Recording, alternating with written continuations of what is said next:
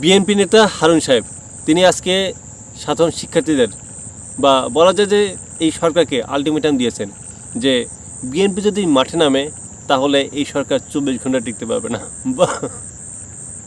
মানে আপনারা দেন সরকারকে আলটিমেটাম বা আপনারা শিক্ষার্থীদের আলটিমেটাম দেন, এটা যে শুনবে ভাই, এটা যদি একটা মৃত মানুষ শুনে সেও বুঝছেন সে জীবিত হবে। একটা পশুকে যদি বলেন সেও হেসে উঠবে। আসলে ভাই মানে আপনারা দেন সরকারকে আলটিমেটাম, আর মানে আপনারা আলটিমেটাম দিলেন আর সরকারের প্যান্ট ট্যান্ট সব ভিজে গেল। সরকার এখন এই যে আপনারা আলটিমেটাম দিলেন, তো এই দেখবেন সন্ধ্যার মধ্যে হয়তো ইউনূস সরকার দেশ ছেড়ে পালাবে, উপদেষ্টারা পালিয়ে যাবে, ক্ষমতায় যাবেন না আপনারা। এটাই তো, তাই না? কি মনে করেন আপনারা? জনগণ বোকা আর আমাদের ছাত্রদের কি মনে হয় যে আমরা কি মানে বোকাচোদা, যে আপনারা যেটা বলবেন আমরা সেটাই মেনে নেব? আপনাদের আলটিমেটামকে আমরা বুঝি না? 16-17 বছর ধরে তো সে আলটিমেটাম দিয়েই আসছেন, কিন্তু কি করলেন বলুন তো? একটা বালু ট্রাক আপনারা সরাতে পারেন না, আর আপনারা দেন জনগণকে আলটিমেটাম, এই সরকারকে আলটিমেটাম দেন। তো আপনারা নামলেন, ঠিক আছে, রাস্তায় নামলেন সরকারকে পতনের জন্য। আপনাদের সাথে কে থাকবে বলুন তো?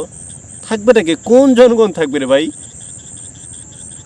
কোন জনগণ? যে জনগণ একদম বিএনপিকে চাঁদাবাজ হিসেবে জানে, যে জনগণ বিএনপি চাঁদাবাজি টেম্পো স্ট্যান্ড দখলে অতিষ্ঠ, যে বিএনপি ওয়াজ মাহফিলের বিরুদ্ধে কথা বলে, কোরআনকে ভাতবাজি বলে, সে বিএনপি পক্ষে জনগণ নামবে?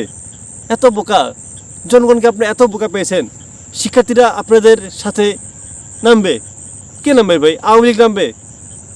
আপনারা আওয়ামী লীগের কাছে নেবেন? আজ জনগণ খুব খুশি হবে, বিএনপি দলটা আরও চাঙ্গা হবে দেখলে।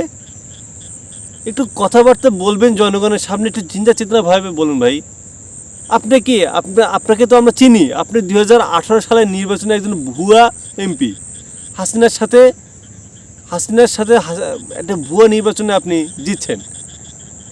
কি বলবো আর, যেটা ভোটে হয়নি সেই নির্বাচনে বিতর্কিত 14, 18, 24 তারই একজন আপনি এমপি। তা আপনি আমাদের বুঝান যে আপনি হচ্ছে জনগণের শাসক, বা আপনাদের আলটিমেটাম জনগণ খাবে না ভাই।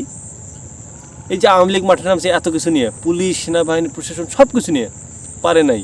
আর জনগণের সামনে পতন। আর আপনারা নামবেন, কোনো জনগণ তাদের সাথে নেই। যেগুলো দেশপ্রেমিক বিএনপি আছে না, এরাও আপনাদের মধ্যে কিছুদিন পর থাকবে না, কেউ থাকবে না আপনাদের সাথে। কারণ বিএনপি এমন একটা দল হয়ে গেছে, এখন একটা জোকারের দল। দেশপ্রেমিক লোকেরা কেন থাকবে আপনাদের দলে? তাদের তো কোনো মূল্যই নেই। এখন যে আপনারা আওয়ামী লীগকে পুনর্বাসন করতেছেন, আওয়ামী লীগগুলোই তো এখন আপনাদের প্রধান অতিথি হয়, তারাই তো এখন আপনাদের সভাপতি নেত্রী। যে মহিলা লীগে ছিল সে এখন আপনাদের মহিলা দলের সভাপতি হয়ে যায়। তারপর এগুলোই তো ঘটতেছে। যারা আগে আওয়ামী লীগ করতো, যারা হেভিওয়েট, তাদেরকে আপনারা বিএনপির এখন বিভিন্ন জায়গায় সদস্য পদ দিচ্ছেন। এর থেকে জনগণের সাথে ধোঁকাবাজি আর কি হতে পারে? তাই জনগণকে এইসব আলটিমেটাম দিয়ে লাভ নেই। জনগণ বোঝে, জনগণের সাথে ধাপ্পাবাজি এখন সব বুঝে গেছে। এখন জেনারেশন এই জনগণকে নিয়ে আর কোনো রাজনৈতিক দল খেলতে পারবে না। এই বাংলাদেশে আর কোনো ফ্যাসিবাদ মাথা চাড়া দেবে, এটা আর কখনো ভাবে না। জনগণের মুভমেন্টটাকে আপনাকে বুঝতে হবে। আপনারা যদি জনগণের মুভমেন্ট বুঝতে না পারেন, ক্ষমতায় যেতে পারবেন না। শেখ হাসিনা 16-17 বছর ঠিকই দেশটা চালিয়েছে, কিন্তু সে জনগণের উপর নির্যাতন চালিয়ে সে জনগণের মুভমেন্ট বোঝেনি। বা জুলাই গণঅভ্যুত্থানে যদি জনগণের মুভমেন্ট বুঝতো, তাহলে তার পতন হতো না। আপনারা একটু জনগণের মুভমেন্টটা বোঝেন, জনগণের ক্রোধের শিকার হয় না। জনগণ যদি একবার খেপে যায়, একবার খেপে গেলে আপনাদের কিচ্ছু অস্তিত্ব রাখবে না। আওয়ামী লীগ না হয় পালিয়ে গেছে ভারতে, আপনারা কই পালিয়ে যাবেন? আপনাদের তো জায়গা নেই বিদেশে। বাংলাদেশে থাকলে জনগণ পিঠের ছাল চামড়া একদম শুটিয়ে লাল করে দেবে আপনাদের।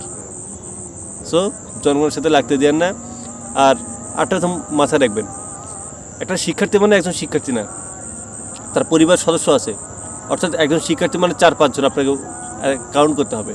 তাই বাংলাদেশের যতগুলো শিক্ষার্থী আছে তাদের সাথে লাগা মানে, যদি আপনার কয়েক কোটি যদি তরুণ থাকে, তা কয়েক কোটি তরুণের সাথে আপনাকে বুঝতে হবে যে কয়েক কোটি তরুণের সাথে লাগা মানে আপনার 10-12 কোটি জনগণের সাথে লাগা, দেশের অর্ধেক মানুষের সাথে লাগা। আর এই জনগণের সাথে যদি আরেকবার লাগতে আসেন, বিএনপি যেভাবে পতন হয়েছে, বিএনপি সরি আওয়ামী লীগের যে পতন হয়েছে, বিএনপির পতন এত জঘন্যভাবে এত ঘৃণাভাবে হবে যে মানুষ একটা সময় যে জিয়াউর রহমানের নাম শুনলে, খালেদা জিয়ার নাম শুনলে যে শ্রদ্ধাটা থাকতো ওটা থাকবে না, মুখে থুতু দেবে। তাই যদি নিজের দলকে ভালোবাসেন, নিজের নেতাকে ভালোবাসেন, এমন কিছু করবেন না যেটা জনগণের বিরুদ্ধে যায়। দেশকে ভালোবাসুন, জনগণের পাশে থাকুন।